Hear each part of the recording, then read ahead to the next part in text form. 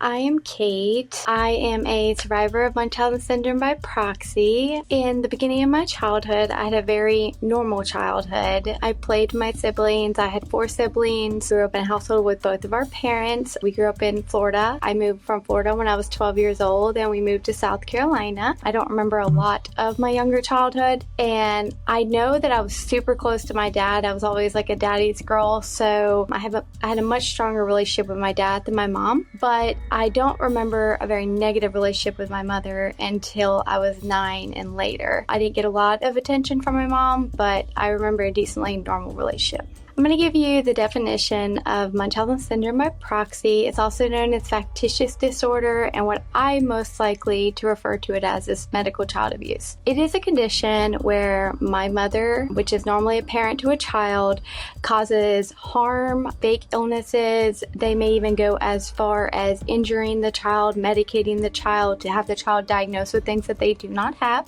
They will lie about medical records, go as far as forging medical records. Often they would just say medical records were destroyed in some manner in cases like hurricanes, and they would self-diagnose their children and tell the doctors that their children were diagnosed with these things. And they were very manipulative, and the doctors would believe that these illnesses existed because they would educate themselves so well on these illnesses that it seemed very believable.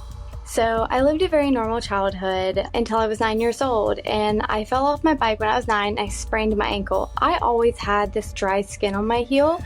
I would add lotion to it, and I remember this dry skin on my heel, but I never had issues with it that I could remember. But I fell off my bike, and we went to the doctor, and next thing I know, I am in a wheelchair, and I'm in a wheelchair for over a year over a sprained ankle, even though I could walk perfectly fine. So my mom showed up with this wheelchair. It looked like it was maybe from a yard sale. It was an old raggedy big wheelchair, a little too big for me, and my mom said I had to be in that wheelchair even though I walked perfectly fine. The doctor said that my ankle was only sprained. I gotta leave the hospital in crutches, but later my mom showed up with a wheelchair and said that the doctor said I needed to be in that wheelchair, and even though I knew I could walk, I didn't think anything of it. I'm 9 years old, so I did what my mom told me to do when I was in the wheelchair. So I spent about 11 months in this wheelchair. I was in the 3rd grade. My mom held me back in 3rd grade, hospital homebound me so that I could be home in this wheelchair. If we went out in public, I had to be in the wheelchair. I could walk at home,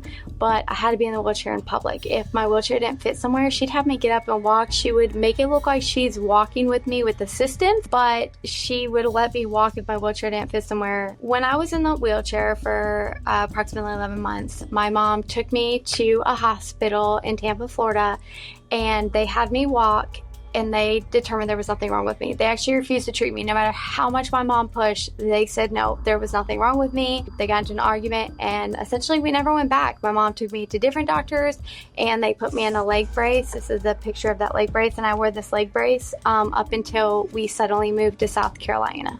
So I was really confused why the doctors and my mom were fighting. I mean, I knew I could walk, and I understood the doctor said I walked okay, because I always thought that I walked okay. I walked at home, but I didn't understand why my mom was so upset and arguing with the doctors, and I was a kid and I was just super confused. And then I got put in this leg brace, and I hated how ugly the leg brace was, and I had to wear this, and I could never understand why I had to wear this leg brace. I just had some dry skin on my heel, but my mom said it was needed, but it was my way out of the wheelchair. So I thought in my head, okay, well, maybe I don't need the wheelchair, so since I get to be in the leg brace, maybe there is something wrong. My mom's trying to prevent it from getting worse. And I did believe that I had something wrong with my foot, but she convinced me that it was something that would get worse if I continued to walk on it. So my dad was in my life. My dad did believe that there was also stuff wrong with me. There was a point that we did end up having to move to South Carolina, and my dad had to stay behind. It was a very quick, sudden move, so my dad had stayed behind for a little over a year to fix up our old house and sell it. And then when he did move to South Carolina, he was on the road truck driver, so he wasn't around much to really know what was going on. My mom just filled him in on everything, and she was very manipulative, so she was the one that kind of dealt with everything and just told him what was going on. So that's the only thing he had to really go on. She was getting my sister diagnosed with things that she never had, and it seems that people were getting suspicious and she was under investigation by Child Services, and we suddenly moved. She told us that we were moving because we lost insurance, and she said that she couldn't afford mine and my sister's health bills without the insurance. And it didn't make much sense because she always knew how to get on Medicaid and government assistance. We always had it. Even when we went to South Carolina, we had it. So after we moved to South Carolina, my mom established new doctors. I was still in the leg brace. I wore that leg brace about 3-4 years. And then they started doing surgeries. They started doing plastic surgeries in my foot, like skin grafts and things. And when I got older, I realized plastic surgeries are elective, but all of my foot surgeries were plastic surgeries. I remember 4 or 5 foot surgeries, from skin grafts to stretching the skin, and they were all done by a plastic surgeon at an orthopedic hospital. So it didn't make much sense why they brought in a plastic surgeon to do my surgeries. But they were going off of my mom's word that I was having all these issues. It started as nothing but dry skin. It was completely normal. You see, there's nothing wrong. I had a nice plump heel. This was the back of my foot. This was one of my skin grafts I had done. And see, obviously it looks worse after my dry skin. And they were trying to correct a problem that wasn't there. So as I grew older, so I was 13 when the surgery started, I now started to realize something was very wrong because I wasn't having the pain my mom was describing. My foot wasn't breaking open the way she was describing, but my mom later turned it on me. When I started questioning things, she started getting me help for psychiatric treatment. I started getting diagnosed with psychiatric problems I never had. I started getting put on psychiatric medications. I had been admitted to the hospital for psychiatric treatment several times, to the point I became extremely depressed. I became rebellious against my mom. I even tried to kill myself a couple times, and that did not help me. That actually made things so much worse and only presented her with a much larger case against me to make me seem like I was unstable mentally. And she started to make it where nobody would believe me because I was trying to speak up and I was trying to get help, and she just made it seem like that I was in denial and I was crazy. After my skin graft surgery, which was one of the many surgeries that I had, my mom gave me to put me to sleep. When I went to sleep, my skin graft was like that picture. It was nice and pink. It was healed. When I woke up, my skin graft had been cut. It was peeled back. And my mom made it seem like it happened from me walking and that it was a breakdown. But my foot was normal when I went to sleep, and when I woke up, it was suddenly worse. I knew something happened. I knew my mom did something to me, but I couldn't get anybody else to realize that is what happened. So she ended up prompting yet another surgery when it actually healed perfectly fine. I mean, I still, to this day, I can't understand why she would do that, why she wanted me to continue having surgeries. I was in a lot of pain because of the pain my mom was causing. I wasn't in pain when my surgeries would heal. I would walk fine. I went to middle school. I went to high school up through the first couple months of 9th grade. And I was very active. I was in the color guard, in marching band. I was a junior firefighter. I was active, even though I was having these foot surgeries in between. She was causing me excruciating pain with these surgeries, and I had to keep going over it, and then it would heal and I'd be doing fine until she would cause her to do yet another surgery, to the point when I started fighting for it to stop because I couldn't handle it anymore mentally or physically. She took things from me. She took the junior firefighting program from me. I later was taken out of school. It was for me trying to stand up against bullies, she said, but my mom saw a window to go ahead and remove me from school to keep me more sheltered, and so she could control me more. So I had to be homeschooled for high school. To the point my friends remember me. They know my story. They were witnesses to how active and how normal I was, and they 1000% believe everything that happened to me because they knew me and they knew that I was perfectly fine. And everyone around me has even reached out, like old neighbors, and people are like, we knew it, but we didn't know how to help you. We didn't know what to do. We knew something was wrong. Like a neighbor admitted she called Child Services, but they didn't do anything, and I know they didn't do anything. In South Carolina, Child Services came by a couple times, but when they would come by, they always give my mom a heads up. She knew when they were coming. They would come, they would never talk to us, they would only talk to her, and they would leave. My mom just seemed like we were this happy family and we were well taken care of, and we looked clean, we looked like we were doing well, but behind doors, My mom was extremely abusive towards me. They did several of those plastic surgeries. Well, they brought up amputation for chronic pain. So the reason for amputation was they said it was going to be for chronic pain. I was living in chronic pain. But the thing was, I was only in pain during surgeries. I was only in pain when my mom inflicted pain on me. And when they said amputation, I couldn't believe it. They were talking about it in 2009. I did ask for another option, and I got one more surgery. And this surgery was one of the worst surgeries I had before my amputation. And they cut a giant hole in my heel, and they healed it with a wound vac. And actually, it healed. This was after they cut the hole. This is what it healed into. And I jumped off the rock quarry in Clemson. There was this rock quarry we used to climb up to, and we would jump off. A lot of people in the neighborhood, people would go to that. And I jumped off a bridge into Lake Hartwell as well, just weeks before my amputation. But even though I was fine, they decided in 2010 they wanted to amputate. And the even crazier thing, in February of 2010, the day that they booked my surgery, they did scans to check for osteomyelitis and just infection in the bone. I had nothing wrong with my foot. The only thing the radiologist documented was that I had flat feet, and my right foot is still a flat foot.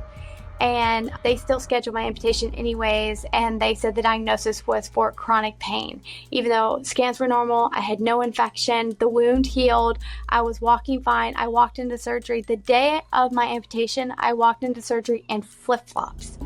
I walked in surgery in flip-flops. I was a flip-flop kid. I have pictures of me the Halloween before surgery. I wore flip-flops all the time. My grandmother made me these little fuzzy flip-flops, and that's how okay that I was. And they still amputated. And I will be completely honest, I knew my leg did not need to be amputated. I did not tell the doctor because I feared my mom. My mom had done horrible things to my sister and had almost killed my sister. And the things that my mom had done, I was terrified of her, and I knew it wasn't going to stop. I truly felt it. I felt deep down that no matter what I said, she was going to find a way out of it. We would even possibly move again. She'd find new doctors. I thought it was going to be over once she amputated my leg. I thought that was going to be the end. And as bad as that sounds, I just wanted the abuse to stop. And I thought that was my way for it to stop, is just let them cut it off, because the foot's not a problem anymore if they cut it off. But then more happened. I did get two options. It was either to amputate, or they were going to cut out my heel bone, and there's no place to attach my Achilles tendon, so I would have a dead foot for the rest of my life, and I'd be in a leg brace. Well, my dream was to be an EMT and a firefighter. So I asked the doctor, I said, well, if you cut out my heel, can I be a firefighter? And he said no. He said I would be in a leg brace forever, and my foot essentially wouldn't work. And I said, I don't want to do that. And my mom pushed and persisted, well, the amputation, she would finally be out of pain, right? And the doctor was like, yeah, they said that I'd be out of pain. I could still be a firefighter if I had the amputation.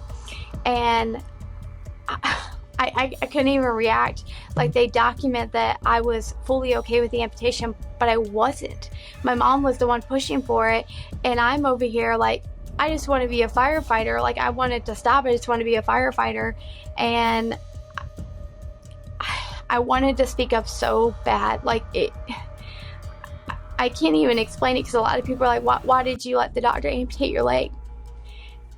I had some medical knowledge because I was a junior firefighter and I was an EMS explorer until my mom took it away from me. I had knowledge. I knew it didn't need to happen, but I didn't know what to do next. I wanted to tell the doctor, I did, but I also knew how manipulative my mom was. She already made me out to be this sociopath.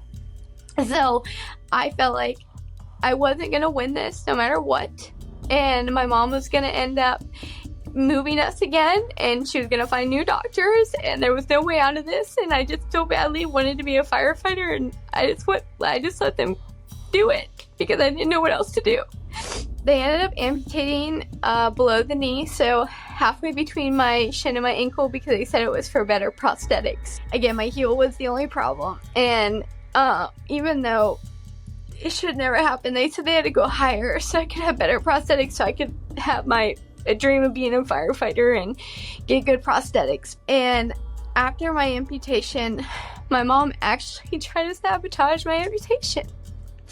she started pouring things in it, like peroxide and things, and scrubbing it and getting the scabbing off and picking the stitches open, to the point that my leg actually got infected. And they documented it, and they put that it was unclear if the family was messing with the wound to prevent wound healing, but they never reported it. They finally admitted me to inpatient wound care because they said that they put my amputation in a cast, and the next day the family took the cast off.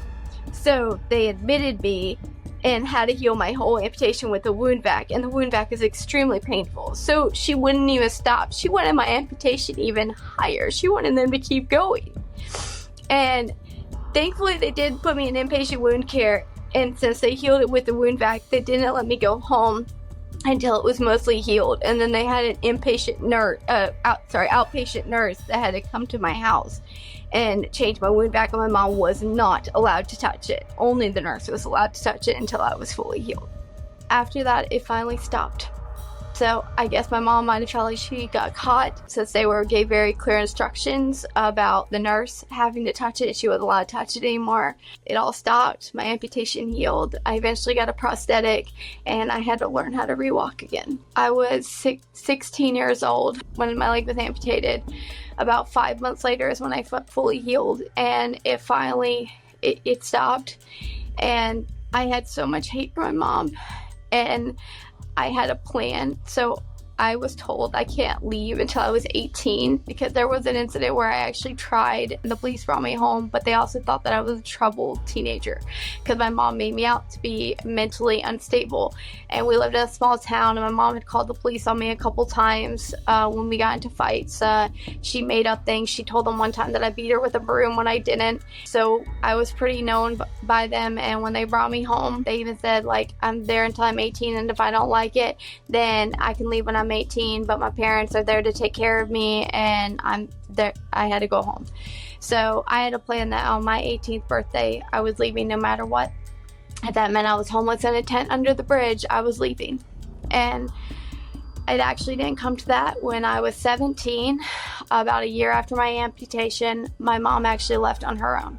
She met someone, and she ended up moving away to be with them. At 17, I was finally free of my mother. It was finally over. I felt a little bit safer. I actually went back to join the EMS Explorer program when my mom was out of my life, and I am happy to say that I am an EMT today. I am a firefighter, and I am in paramedic school. I didn't give up when I said then I was serious about following my dreams to be an EMT and firefighter. I followed those dreams, and I did exactly what I set out to do. And now I'm working full-time on an ambulance, and I couldn't be happier. I put my life together in the way that I wanted, and I did not let her dictate. Even losing my leg, it was not going to stop me from living the life that I wanted to live. After I went digging into my own story, I actually uncovered child service documents in Florida, in Orlando, Florida, which is where I was born. And I thought that my abuse started when I was 9 years old, but it actually turns out my abuse started when I was 2 years old.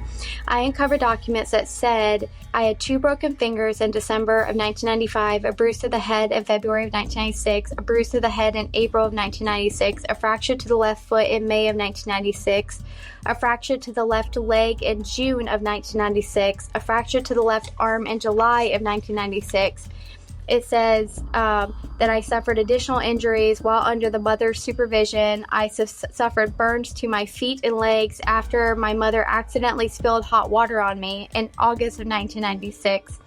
And they put that the department offered the parents voluntary protective services, including parenting classes and counseling. The parents denied the need for any intervention and stated the child is simply accident prone.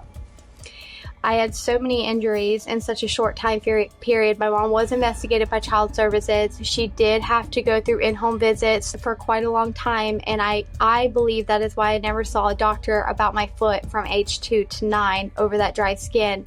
And she used to say that it happened from a cast, that a doctor put a cast in my foot wrong. But I wondered if it was a burn, just because of the way that it looked. But I don't know what to believe anymore, and uncovering, the more I uncover, the worse it gets on. I have no idea what happened to me. I am on TikTok. I'm known as Adaptive Kate, and I have been sharing my story about Munchausen syndrome by proxy there. I am trying to start advocacy and awareness for Munchausen syndrome by proxy. I share my story and what happened. I've been in the process of reaching out to congressmen, and I want to start a bill of law to change statute of limitations. I really want to also get the name change. I really want this to be recognized more as medical abuse and not as a mental illness.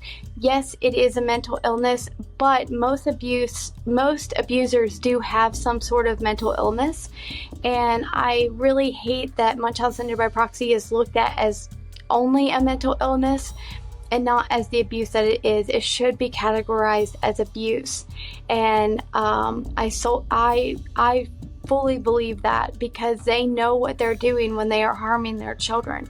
They know exactly what they're doing. Even if they are sick, they still know what they are doing. Their lies, the harm that they're causing, they know. And I really just hate that they just want to stigmatize it as mental illness, because it's not getting the true justice that it needs to, because it's labeled as mental illness. I just want to help other survivors out there, and in any way I can do that, I really want that. I want any survivor that has any chance at least of getting justice or getting their story out there. I would love to see that, and I hope more survivors speak up. I do know it's hard right now, as I have been a survivor attacked on social media, on TikTok, ever since Gypsy Rose was released. A lot of people know her story. Most people know her story, and I cannot share my story without many horrible comments invalidating me, saying I'm stealing her story, saying I'm not a real survivor, that I just want her fame and her clout,